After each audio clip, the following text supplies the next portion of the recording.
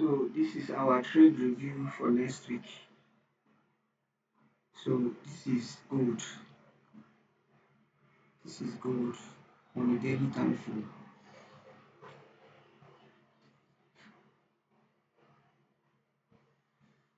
So gold has been consolidating at this point for quite a while now. For quite a while now. So we have this inefficiency at this point here, which price tapped into. Then we also take notice of this buy side liquidity here, and then also take note of this IFVG slash fair value gap here.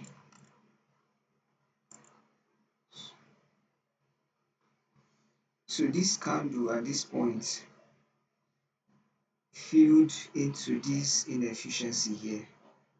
So the moment it filled into that inefficiency, our target is this buy side liquidity here. But for some reason, price refused to take out that liquidity and it reversed back, coming back into this range here, where we have this fair value gap, this inversion fair value gap, and this other block here. So, so we are still taking note of this buy side liquidity, still taking note of that.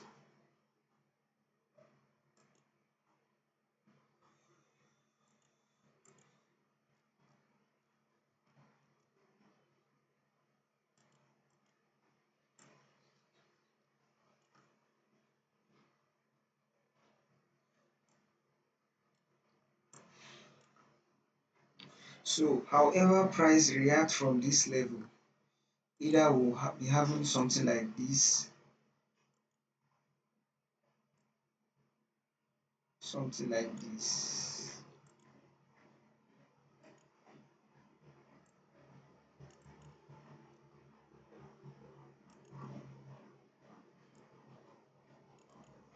or we'll be having something like this.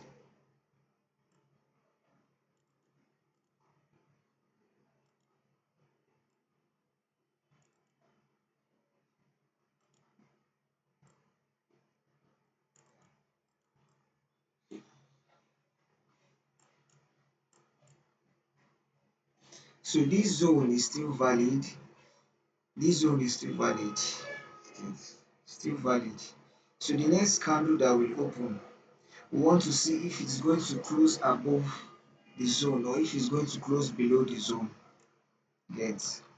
Then maybe giving us a pattern like this. If it will close above of this zone, maybe giving us a pattern like this, then we continue to buy to the upside.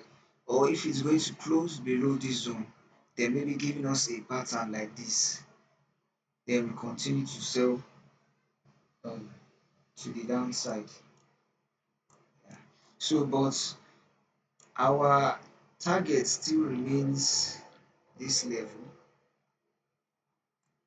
because this is a gap, and we know definitely at some point price must come back or it will come back to fill this gap here, this first one here, not fill it, coming back, taking out the sell side liquidity, then this second point here still did not fill that gap, then coming back.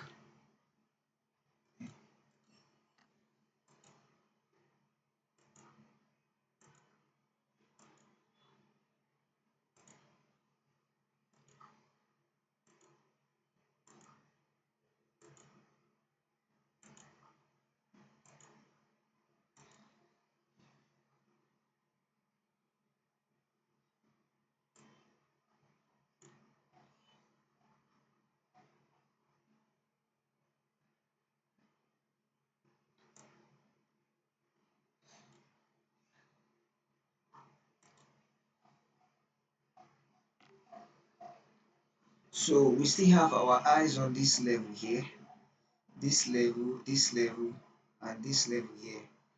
So, but the reason why we have to be cautious at this zone here is because remember that we have, if we look below, we'll notice that price actually formed two inefficiencies here and it only tapped into one of them. So there's a possibility that it might want to come to take out this sell side liquidity and then tap into this inefficiency here. So but that being said, this level is still holding because this level we have this other block here, we have this fair value gap here that's that's been respected prior to before, and then a little inversion fair value gap there. So from next week we're going to be watching how price is reacting off of this level here. So we would want to see the next candle close above of this level. Yeah. So when it closes above of that level, then we'll be saying if it's going to create an inefficiency there, or it might just continue to go to the upside. So it's for good.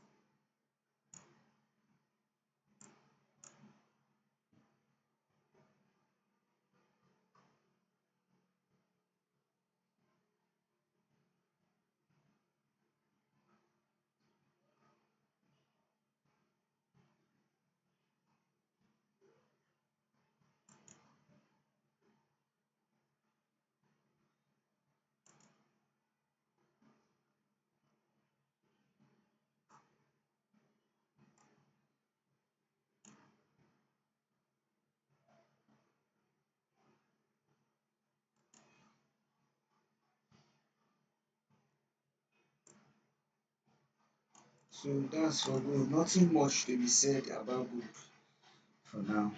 Then,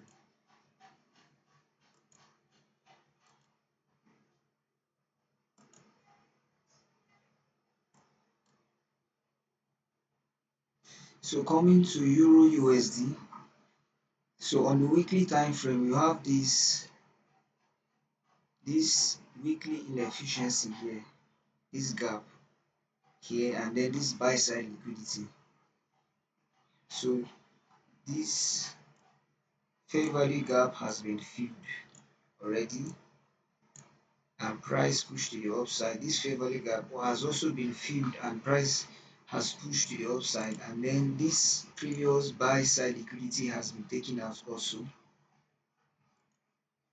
and then we can also see that price is closing above that buy side liquidity. So that's indicating to us that price is not ready to move to the downside. So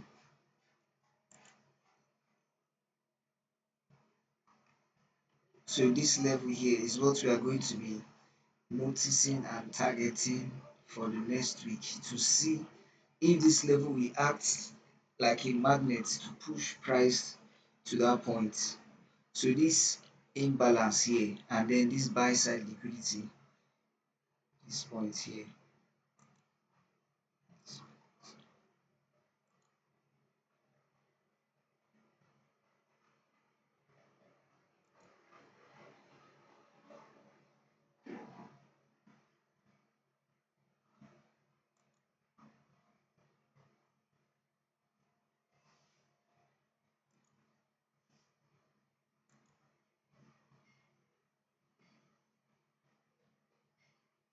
So coming to the monthly time frame, we can see that for the past 1, 2, 3, 4, 5, 6. So for the past 6 months, price action has been bullish. 1, 2, 3, 4, 5, 6. Price action has been bullish. And what was the reason for that? We noticed that this price action happened immediately on the monthly time frame. This imbalance was filled. So we notice, look at this bullish candle, 1, 2, 3. So the second one touched the imbalance. Then the third one also dipped into the imbalance. Then what did we notice? Notice these two monthly candles. The head, that's the head of the candle and the tail of the candle, they are kind of equal, you get. So look at the wick at the upside, the wick at the downside, then the second candle also, you get. Almost creating, like this is almost an example of a dodgy candle, whereby the candle, like it has no body, you get, just wick, you get. So and this happened inside of this PDRA here, inside of this PDRA here. So most of the times whenever you see this signature, it's indicating that the price is about to start moving to the opposite direction. So notice that initially it was bearish. Look at the first bearish candle, second, third, came into the PDRA, and then notice how these two candles form. Then after these two candles forming, then we have this massive bullish candle, the first one, the second one, the third one, and then the fourth one. So for 6 months, it has been bullish, bullish, bullish, bullish. And you know, price moves from internal range to external range, or external range to internal range liquidity. So on the monthly time frame, after this inefficiency was filled, then the next target is supposed to be this buy side liquidity here. This buy side liquidity here. So the monthly time frame is still confirming what we are seeing from the weekly time frame here.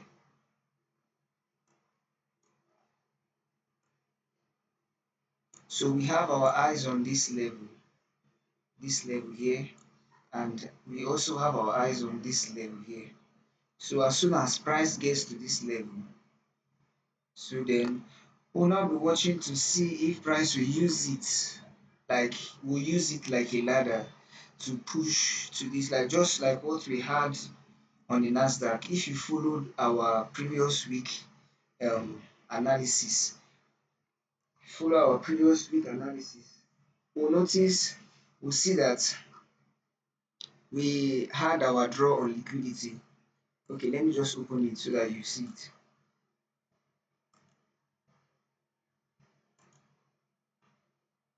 Yes. So on NQ, so our draw on liquidity was still this point here, but on the weekly time frame, so we're looking at this fair value gap here, you get, and we said that there will most likely be a reaction from this level here, but we'll be watching to see if price will later close above of that fair value gap, use it as an inversion fair value gap, and use it as a ladder, then to finally push to our draw liquidity, which was what price did exactly. So notice this movement here around this area here, and notice something. So long as price was inside of this area here, all the previous lows, like it didn't break below those previous lows. You get, like look at this one here. It's used this like a ladder and continue to push till it began to form candles above of this level here. Then notice at this point here, right exactly at this point, then it just, so this candle 1 2 3 4 5 just moved immediately back to the upside. So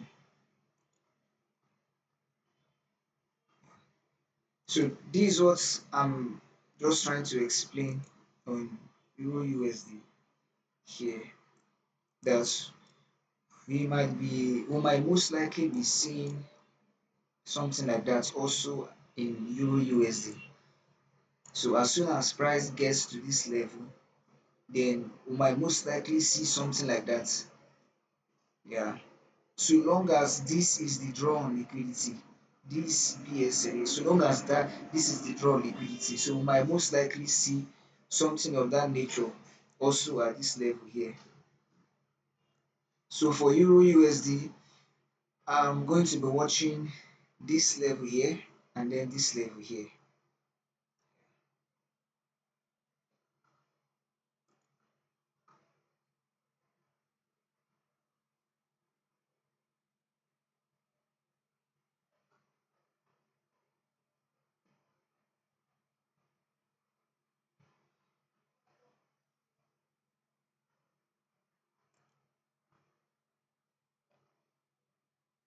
Let's open the DXY to see if it actually correlates with our analysis on Euro USD. Let me use um okay, let me use this one, capital.com.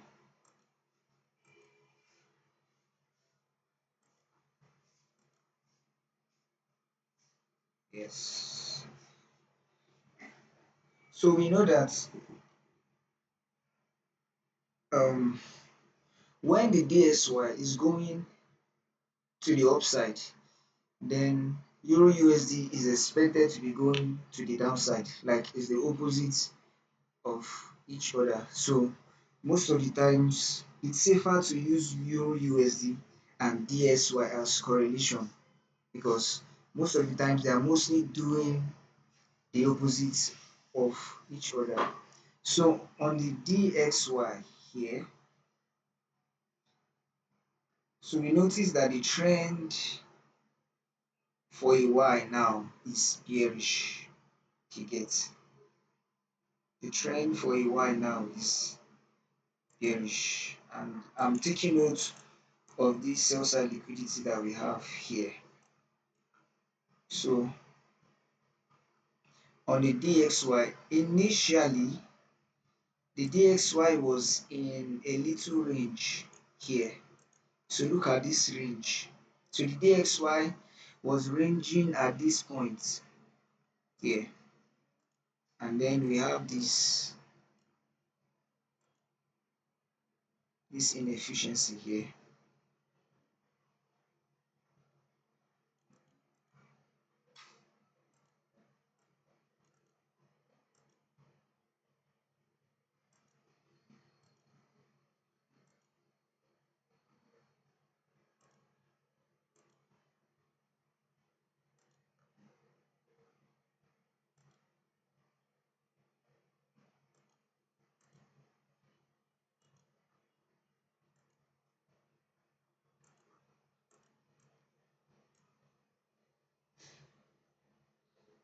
So we have this range here and then this inefficiency. So price broke out from that range and then tapped into that inefficiency and then start moving to the opposite side. So targeting this sell side liquidity here. So we can see the opposite of that in Euro USD here. We see price was in this range here, this range here. Then breaking out from that range taps into this inefficiency here and then moves to the upside. So targeting this buy side liquidity here. So that's giving us an indication that we're actually on the right direction because the Euro USD should be going to the opposite direction of where the DXY is going to. You get. Now the reason is because you know the DXY um is the dollar index you get, and here we have the Euro USD. So if the euro is going to the upside, then the dollar is supposed to be going to the downside you get. So if the dollar index you get is going to the downside, so then automatically what are we going to be seeing in Euro USD? So that means the dollar is losing um the dollar is losing power against the Euro USD you get. So it's supposed to be going to the upside you get. So so if the dollar is becoming weak, then all the dollar pairs, when I say dollar pairs, I mean gold, Euro USD, GBP USD, NZD USD, AUD USD. So those pairs that have dollar as their core currency, so they are supposed to be going to the opposite direction. So if the dollar is becoming weak, then these pairs like you are supposed to be seeing prices like higher prices. So that is the reason why when the DXY, like if the DXY now is weak, like it's going to the downside, then Euro USD, GBP USD, gold, and all these other pairs, they are supposed to be pointing to the upside. So so we have this range here, fair value gap filled, and then targets this level here and this buy side liquidity. So DXY. So same for the DXY. Yeah.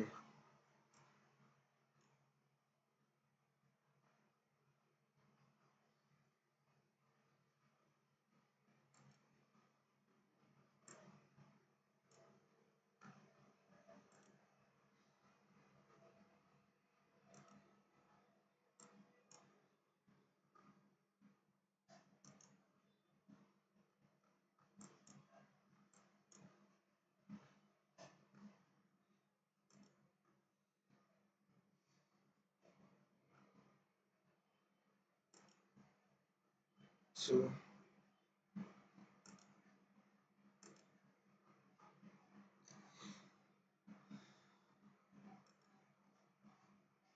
so that's also it for Euro USD.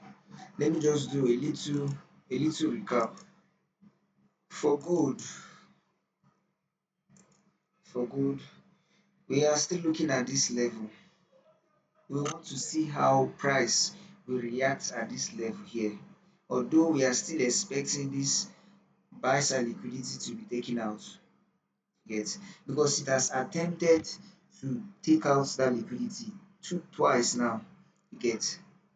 So and it has priced down back to this our level here.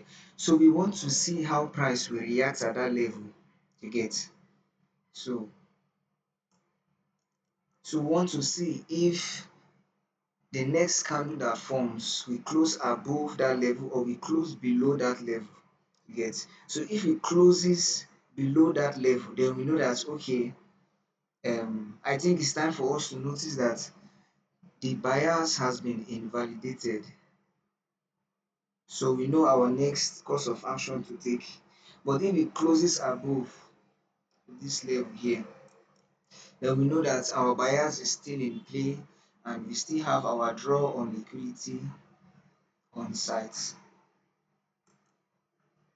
Then for Euro USD, sorry. So for Euro USD, so I'm going to be taking note of these points. Our draw on liquidity is this inefficiency here and this buy side liquidity. In correlation with the DXY,